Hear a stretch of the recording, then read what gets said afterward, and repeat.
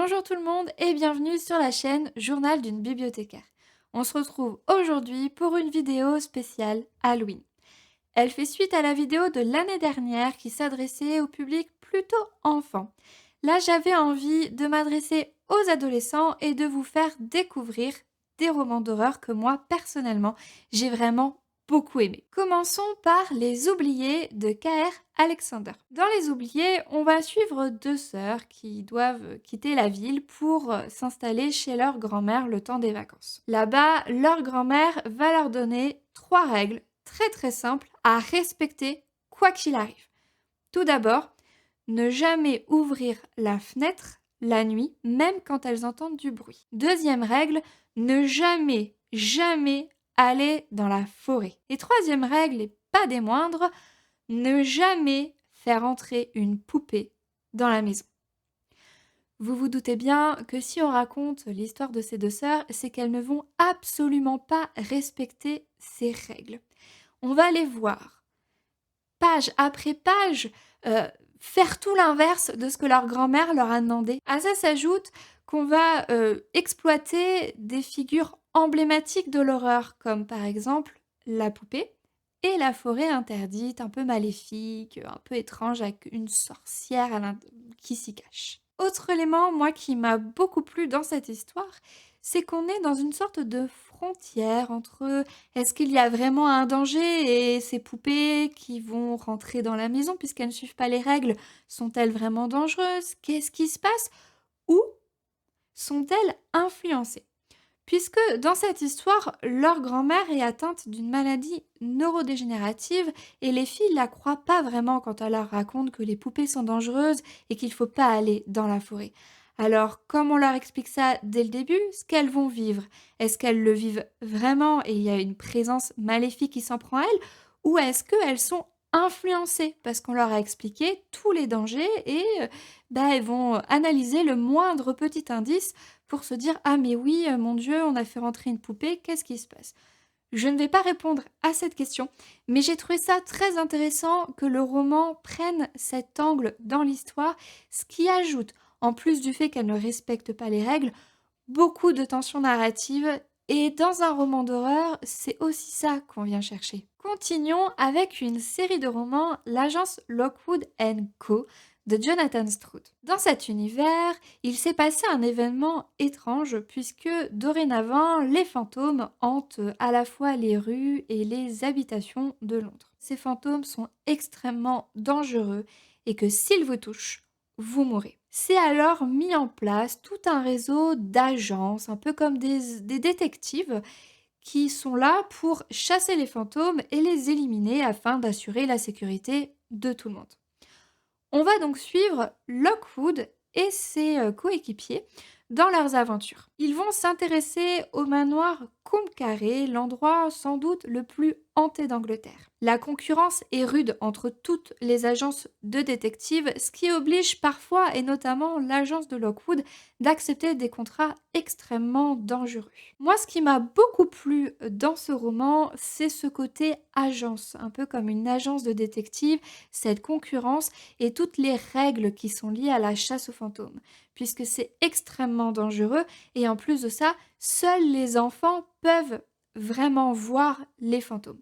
Donc c'est très cadré, il y a beaucoup de règles à respecter et l'agence Lockwood, comme elle est un peu en difficulté, elle va vraiment aller dans le danger et elle va pas forcément suivre les règles. Les personnages vont vraiment vivre des situations dangereuses et assez effrayantes. Autre point qui m'a beaucoup plu, c'est ce côté enquête. Ça m'a rappelé un peu la série Supernatural puisque pour pouvoir chasser le fantôme et l'éliminer, ils vont devoir comprendre ce qui lui est arrivé et aussi où se trouve son corps. Entre cette histoire de fantôme, le fait qu'il soit vraiment dangereux, cette équipe un peu borderline, ce manoir extrêmement hanté et l'enquête pour essayer de savoir ce qui est arrivé au fantôme et le détruire, enfin en tout cas détruire son corps, donne une ambiance vraiment effrayante à ce roman et une aventure aussi très plaisante à suivre. Passons maintenant à ma nouveauté de la sélection avec Monstrueuse Tempête de Fabien Fernandez. Dans Monstrueuse Tempête, on va suivre les aventures de Marty et Théo, des amis depuis la plus tendre enfance. Leurs parents sont amis depuis très longtemps et ils passent toutes leurs vacances ensemble. Cette année est un peu différente puisque leur troisième meilleur ami, Max, ne va pas être présent car ses parents, à ce moment-là, sont en train de divorcer. Une aubaine en quelque sorte pour Théo, puisqu'il nourrit de plus en plus des sentiments amoureux pour sa meilleure amie, Marty. Ils vont se retrouver dans un chalet en montagne et les parents vont partir pour aller acheter à manger. Et c'est là qu'une monstrueuse tempête va se lever et isoler les deux adolescents dans le chalet. On va donc être dans un huis clos, puisqu'à ce moment-là, un monstre va se réveiller et il espère bien se nourrir de ces deux adolescents. Ce monstre a une technique particulière à lui, puisque en plus d'aimer la chair fraîche, il adore quand cette chair est submergée, infusée d'émotions qu'on va qualifier de négatives, comme par exemple la terreur.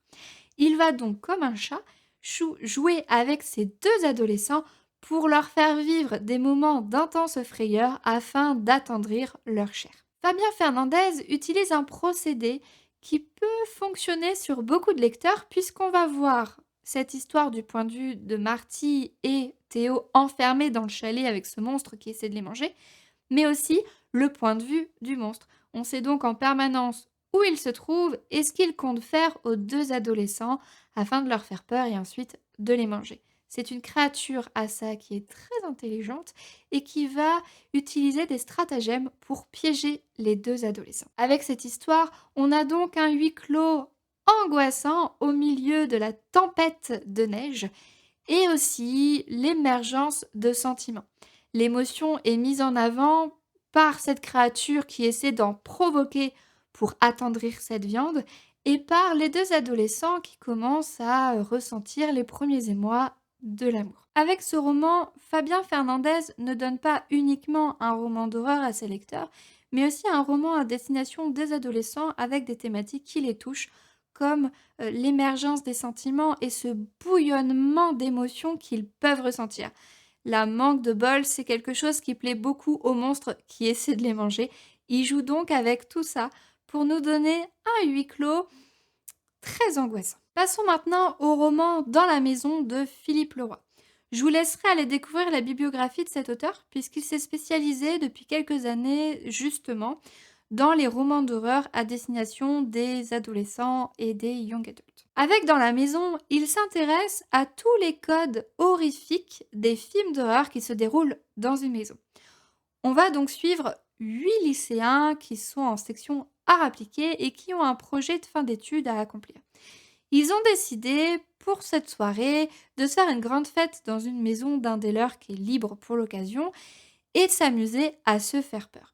Nous, on sait que ça, et on va vivre avec ces personnages une nuit complètement horrifique en reprenant tous les codes de l'horreur. Donc on va avoir par exemple la séance Ouija qui termine avec une apparition de fantôme, on va avoir cette sorte de possession démoniaque avec une fille qui descend l'escalier en marche arrière comme une araignée, un truc pas naturel du tout, ou une sorte de monstre qui vit dans les murs.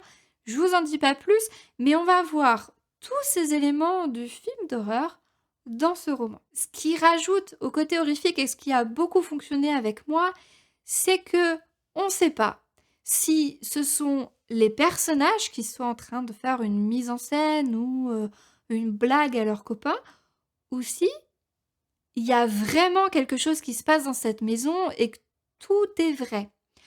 Donc à chaque fois, on passe étape par étape sans savoir et en étant un peu sur la frontière entre est-ce que là c'est une blague parce que c'est trop bien fait ou est-ce que ça s'est vraiment passé comme ça. Ce roman a très bien fonctionné sur moi, notamment, et je ne vous en dirai pas plus, mais la fin qui est proposée, moi j'ai eu des sueurs froides et j'ai eu du mal à dormir après. Il m'a fait comme un film. Comme il est très visuel parce qu'il reprend les codes justement des films, il est très visuel et moi je l'ai vraiment vécu comme ça et j'ai eu la sensation à la fin de ma lecture d'avoir vu un film ultra flippant. Et d'ailleurs, petite anecdote, puisque on a une lectrice de la médiathèque qui l'a emprunté sans savoir que c'était un roman d'horreur et qui nous l'a rendu en nous expliquant qui lui avait fait extrêmement peur. Elle a vécu une nuit blanche avec ce roman, à la fois parce qu'il lui faisait vraiment très, très peur mais dès qu'elle a arrêté sa lecture, elle avait tellement envie de connaître la suite elle a passé toute sa nuit à faire une pause et à reprendre la lecture. Moi, j'ai beaucoup aimé qu'elle nous raconte ça, puisque c'est ça ce roman. Il a une sorte de mystère derrière toutes ces petites aventures que vont vivre nos adolescents dans cette maison, qui, on a envie de les résoudre, on a envie de savoir ce qui se passe, et ça rajoute de l'angoisse à ce roman. En tout cas, moi et à la lectrice qui nous a fait ce retour, ça nous a généré quelques sueurs froides. Passons maintenant à des mangas avec la trilogie Brigade Outre-Tombe de Tetsuya Mashida. Dans Brigade Outre-Tombe, on va être auprès d'Adam à Tokyo, c'est un lycéen. Il a eu un accident il y a quelque temps et depuis, il a à la fois des séquelles physiques, mais aussi une nouvelle capacité, celle de voir les fantômes. Avec sa bande d'amis, il sillonne les rues de Tokyo pour essayer de trouver des fantômes et leur apporter la paix. Contrairement au roman Lockwood & Co que j'ai présenté un peu plus tôt, ils vont pas à la chasse aux fantômes pour les exterminer, ils vont les repérer pour les aider à trouver la paix et aller dans l'au-delà. Les choses vont changer pour eux lorsque Rei, une de leurs camarades, va intégrer leur groupe. Rei est une puissante médium et avec son arrivée, les choses vont prendre une autre tournure. Notamment, il y a cette présence un peu malsaine, diabolique. On ne sait pas trop si c'est un mauvais fantôme ou autre chose, mais en tout cas, il y a le moine dorénavant. Et dès qu'il apparaît, c'est synonyme de destruction et de mort. Alors, est-ce que c'est lui qui est responsable de ça ou est-ce qu'il prévient de par son apparition? C'est un mystère qui apparaît dans le tome 1 et qui va se résoudre après, donc je ne vais pas vous donner cette réponse. Ce que j'ai beaucoup aimé avec ce manga, c'est le côté qu'on s'intéresse au paranormal japonais avec leurs codes et leur manière d'appréhender les fantômes, enfin d'en parler et d'avoir toutes leurs petites techniques pour s'en protéger. À ça s'ajoute l'équipe. Adam et ses amis, c'est une équipe très soudée qui se soutient. Ils ont chacun des parcours de vie différents et pas des choses faciles à vivre dans leur vie. Mais là, ils sont ensemble, vraiment ensemble. Et ils apportent, de par leur complicité et leur côté très soudé, un petit côté humour, voire c'est pas qu'ils dédramatisent, mais ils apportent un peu de légèreté à cette histoire. Parce qu'avec ça, et c'est un autre élément qui m'a beaucoup plu, c'est que l'horreur va monter en puissance tome après tome. On a ce moine qui va prendre de plus en plus d'importance et le danger va être de plus en plus omniprésent et en tant que lecteur, on va vraiment le sentir et on va pas savoir ce qui va arriver à ces personnages avant la fin, mais on sent qu'ils sont vraiment en danger de mort et qu'il y a une ambiance diabolique, un peu malsaine derrière tout ça et ça donne à cette trilogie une construction en 3 tomes très intéressante, très bien construite. En tout cas, moi, ça m'a beaucoup parlé et ça m'a vraiment beaucoup plu. Terminons cette vidéo avec le manga Creepy Cat de Cotton Valent. Creepy Cat m'a été conseillé par mon libraire parce que je cherchais une série de mangas courtes pour la médiathèque et ça a été un véritable coup de cœur pour ce manga. Avec Creepy Cat, on va suivre les aventures de Flora qui vient d'hériter d'un manoir assez flippant. Dans ce manoir, elle va faire la connaissance de ce fameux Creepy Cat. Il est assez étrange ce chat. Alors il a vaguement une ressemblance avec un chat mais on ne sait pas trop ce que c'est. Est-ce que c'est un fantôme de chat? Est-ce que c'est une créature? On ne sait pas trop. Elle se rend compte qu'il est bizarre parce que elle peut pas passer à côté. Il se dédouble, il peut changer de forme, il est élastique par exemple. Enfin, c'est pas un vrai chat et elle s'en rend compte, mais elle s'en inquiète pas plus que ça. Et c'est le charme de ce manga, c'est ce personnage de Flora qui vit dans ce manoir clairement hanté, mais qui ne voit pas. Elle voit pas les créatures que nous, lecteurs, nous voyons. Donc nous voyons bien le vampire qui va essayer de l'attaquer et de la manger. On voit les quelques fantômes qui apparaissent dans le manga, mais elle s'en inquiète pas, elle vit sa vie comme si tout était parfaitement normal. Ça génère dans cette histoire beaucoup d'humour. En tout cas, moi j'ai trouvé ça très très drôle. Avec ce manga, vous n'allez pas avoir peur. Mais j'avais très envie de vous le présenter puisqu'on est quand même dans l'ambiance Halloween. Et avec tous les autres romans qui font peur, ça change aussi d'avoir celui-ci qui va reprendre les codes d'Halloween avec les références comme le manoir hanté, les créatures étranges et effrayantes. Même si ce personnage ne les voit pas et que ça amène un petit côté humoristique, ils sont quand même présents. En plus de ça, il y a cette illustration qui le joue aussi. C'est très sombre, c'est très gothique dans l'image. Et malgré tout, c'est drôle et ça change aussi. Et c'est pour ça que j'avais envie de terminer cette vidéo sur un manga qui va pas vous faire peur, qui va utiliser l'humour, mais qui va quand même reprendre les codes d'Halloween et vous apporter ce qu'on cherche un peu tous avec Halloween, le côté monstre et sombre. Ça joue aussi par le fait que c'est un manga qu'on peut qualifier de manga à gag, un peu comme ces BD. Vous n'avez pas une histoire de A à Z avec une intrigue, mais vous avez à chaque planche un gag ou une blague ou une petite scénette. C'est ce que fait ce manga puisqu'à chaque page, vous allez avoir une scénette. Ce format, une planche, un sketch, on l'a beaucoup vu en BD, mais moi c'est la première fois que je le vois utilisé en manga et j'ai trouvé ça vraiment très intéressant et ça m'a beaucoup plu. Je serais très curieuse d'en découvrir d'autres, donc si vous en connaissez, n'hésitez surtout pas à me les partager en commentaire. Et voilà, c'était mes romans et mes mangas spécial Halloween que j'avais beaucoup aimé et que j'avais très envie de partager avec vous. Je vous souhaite de bonnes lectures, un joyeux Halloween et à bientôt pour de prochaines vidéos. Salut!